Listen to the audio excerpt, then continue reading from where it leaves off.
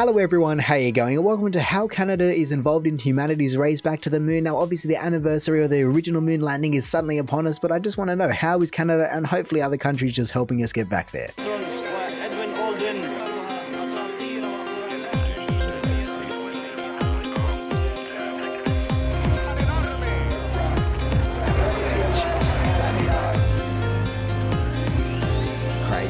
Even at the dawn of moon exploration, Canada was there.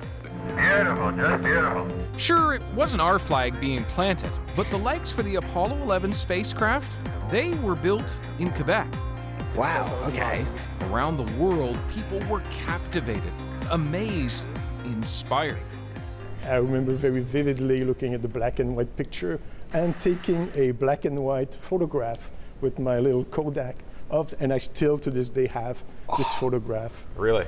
Really. Oh, I would love to see that photo because given the fact he kind of has behind the scenes access, I can only imagine that photo would be pretty darn good. I mean, really, everyone that was able to take a photo or any visual, like we saw at the start here, all of this footage is honestly just incredible footage. You see them in their spacesuits, you see the actual rocket launch. Look at that, that's insane. The fact that people were able to get that kind of footage, just knowing that people are strapped to it, going to the moon is ridiculous. And so of course he still has a black and white photo that he took, because if he lost it, or if anyone lost that one particular Polaroid or whatever it may be, especially when your entire life revolves around the space agency and the space race, then really you'd go, well, what was the whole point? Jules Leclerc was just 10 then.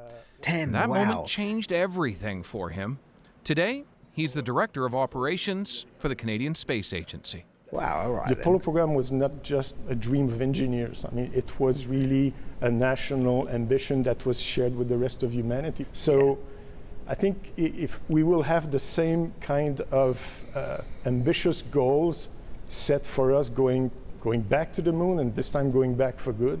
We want to have a sustainable presence. I mean, with the timelines that we've given ourselves, before the end of the next decade, we will have permanent colonies on the moon. Wow, okay then, before the end of the next decade. When did this video come out? Oh, 2019. Wow, alrighty then, because that makes a massive difference. If it was 2021 and you go, okay then, so the end of the next decade being almost, let's say, the 2040s, but when he says the end of the next decade, and that technically means the end of the 2020s, that makes a massive difference, and it feels like it's just around the corner all of a sudden. Especially when he is talking about having such a sustained presence on the moon. Like, that is a massive accomplishment, and I guess it makes sense in terms of we should be able to do it, you know. It's been so long since we first went there, it doesn't make sense that we can't not get there again. And I guess in that regard, it's not the getting there and getting back that's the hard part. It's definitely the technical part, but it's not the difficult part. It's the why are we going back in the first place. Oh, let's just stay there. That's the hard part. And I guess that is actually the other hurdle in getting back there, is going, why do we even want to go back there in the first place? You know, it's hardly livable at the moment, and when you see people in spacesuits and jumping around, it might look fun for about an hour, but to live your entire life on that, you would start having so many health complications because we just aren't built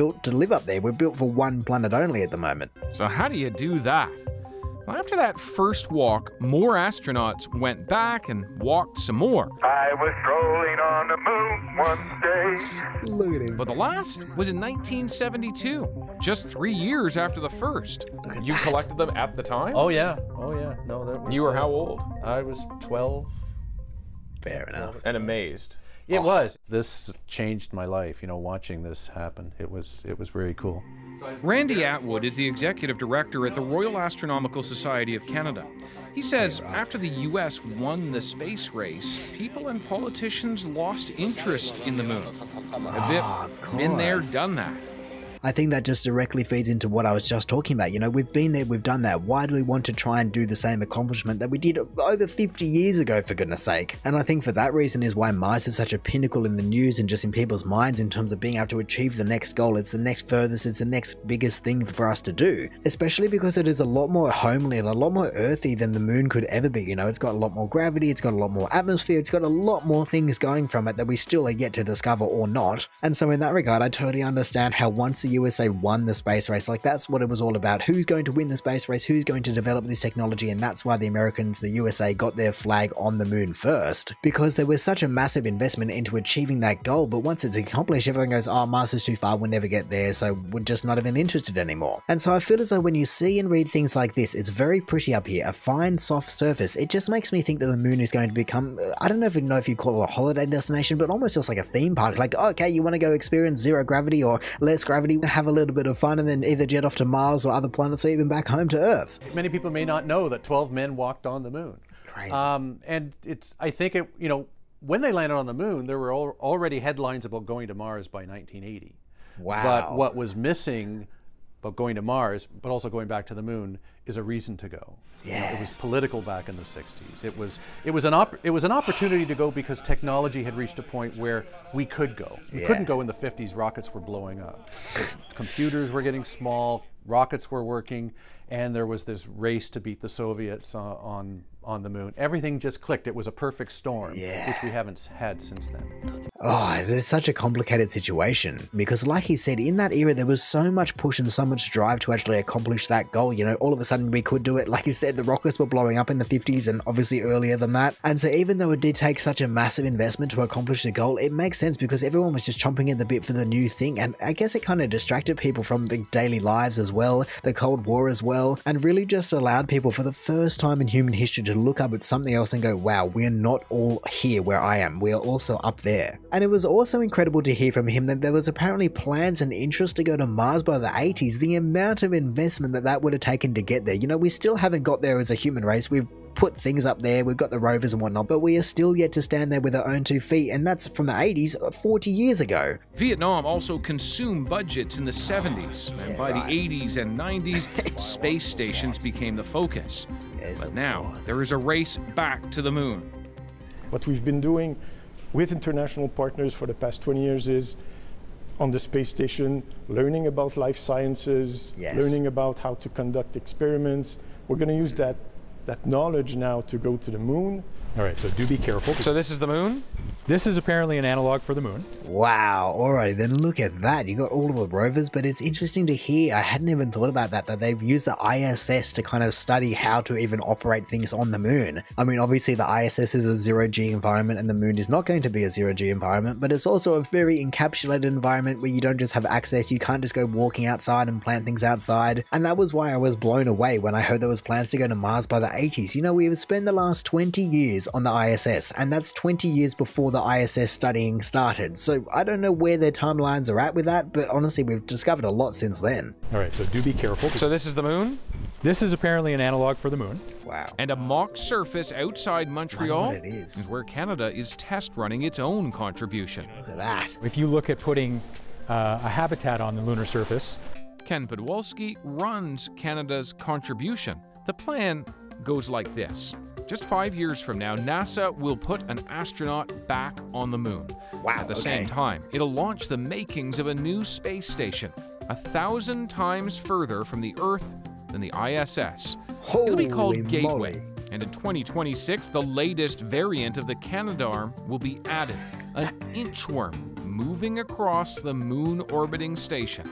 There it is, the Canadarm 2.0. My goodness, the first one has certainly done some decent work over the years, but I can only imagine this one is going to be so much more advanced and so much more everything than the previous one, because, I mean, I'd hope so, but it is going to be needed if it's going to be put in orbit around the moon, for goodness sake. I mean, I'd also completely forgot, or maybe I never knew that there was plans to go by, what, 2024? They're going to put another astronaut on the moon by 2024. I almost feel like that has to be a little bit delayed because 2019 doesn't include a few years that just don't exist anymore. I mean, I guess Elon and everyone else will still be making some pretty decent progress in the grand scheme of things with rockets, but I feel as though 2 years from now it might be a little ambitious, but we'll see. Obviously things can get propelled along pretty fast, especially if they're rockets, and really it just comes down to a money thing. If the money is there, it'll kind of get done. The one that I am more curious about is how they are ever going to do this within the next 2 years. I mean, maybe that's why it's called phase 2. It isn't happening within the next 2 years, and it's happening over the next however long, I don't think they said. But to accomplish a space station that far away from Earth is a massive, massive, massive difference. I mean, I guess like like they said, they've been learning for 20 years how to even make the thing, let alone work upon it. And so it's not completely out of the realm of imagination. And if we are looking going to Mars, it's a little bit closer than Mars, but it still just sounds insane that you can have a satellite orbiting the moon instead of Earth. And I guess the main difference here is how isolated you really are going to be. You know, if the astronauts on the ISS need to come down, or at the end of their trip they're just coming down, it's not that far of a journey. It takes not very long in comparison to coming back from the moon. Let alone the fact that if something went catastrophically wrong, it'd be almost impossible to save the entire thing, because the time it would take to get any part or anything there,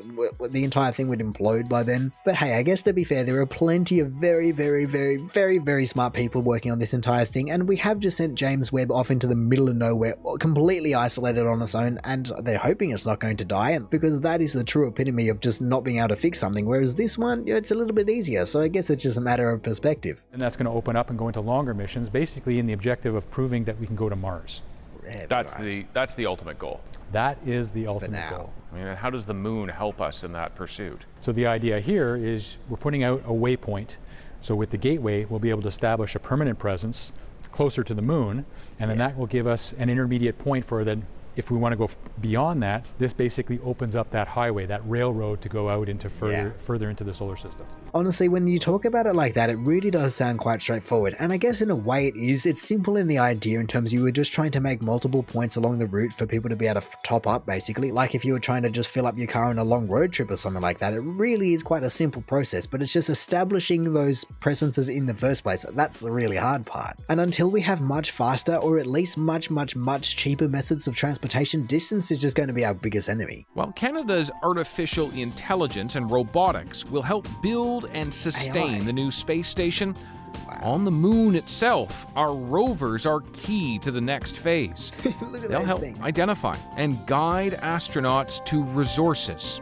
There's ice up there on the moon, which means water, and in it oxygen, fuel sources too. So what is normally hauled all the way up from Earth may be sourced right on the moon to help propel people to Mars. I feel as though the more I watch this video, the more I'm just feeling bad for the moon, because it is just like we said before, it's not an accomplishment anymore, it's not a goal that anyone has in mind, it really just wants to be used for what it can provide us. Be that a little bit of water, maybe some oxygen, maybe even the odd mineral or two, either way, all of that is just so we can go further and just kind of skip over it and go to its bigger brothers. And is there any reason to think that there is a gas station on the moon? We've pretty much proven it to ourselves. I think there's enough science out there now that we know that there's subsurface ice. We know we have the technology to be able to take that ice and melt it down and generate hydrogen and oxygen, and from that we can actually put together fuel. And this is going to build up that, that railway of logistics that connects the Earth to the moon and then to beyond. I feel as though a lot of people have the idea in their head that their job is a logistical nightmare, and that might be fair enough in their own perspective, but I feel as though this kind of logistical nightmare just trumps them all. Going to the moon, establishing those kind of facilities just so you can go on further, and making an entire rail network in order to sustain interplanetary travel is definitely just going to be a little bit more difficult. There's a reason people have this saying, oh, it's not rocket science, where this literally is rocket science with so many other things tacked onto it. Going all the way to the red planet is bold, a 7-month journey from the moon, perhaps with even more waypoints to build along the way. First step, though, is back to the moon.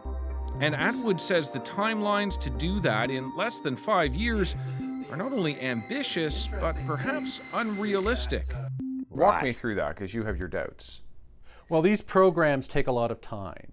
And a lot of these, back in 1989, President Bush #1 said we will be back on the moon on 2019.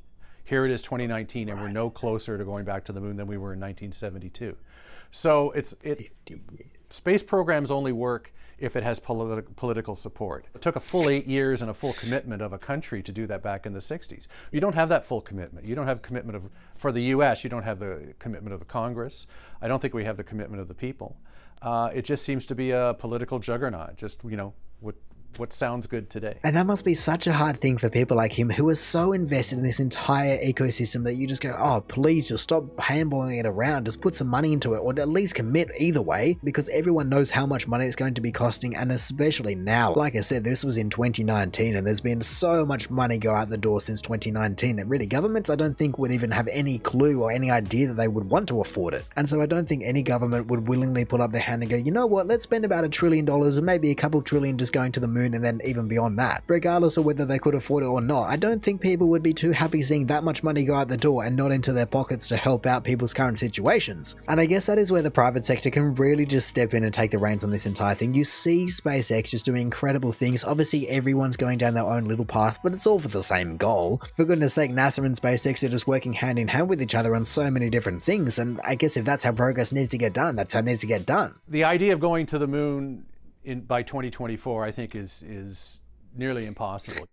Not to mention, the Canadian Space Agency hasn't even announced who will build Canada's signature contribution, the latest Canadarm. Right. But Ken Podwalski says the various Canadian companies behind the technology are prepared. From our point of view, it's very doable. It's not our first rodeo. We know how to build space robotics, and we're the world leaders in it. There's no reason why we can't be operating in the lunar vicinity. There's no reason why Canadian astronauts can't be going out there to the lunar surface. So this is very real. I mean, Canada is really going to the moon. The future is really here. See, when you say it like that, it sounds so easy. You just get all the companies on board, you just build the thing and you send it up. No worries, come on, get it done. 2024, easy. But then you have 2 years / 3 years / who knows how long of just a little bit of economic turbulence, and things don't go as well. And considering that he said, oh, 2024, 2025 is almost impossible in 2019, there is no way this is ever going to be happening these days. As for that kid from a half-century ago who grew up to help lead Canada's role in space, The thing that gets me most excited is actually learning to work and live on another body. I mean, we see the moon travel through the skies every night. I mean, it's been a dream of mine. Why aren't we there yet? If all goes to plan, a very ambitious plan with very short timelines, Canadians could be way up there within the next decade.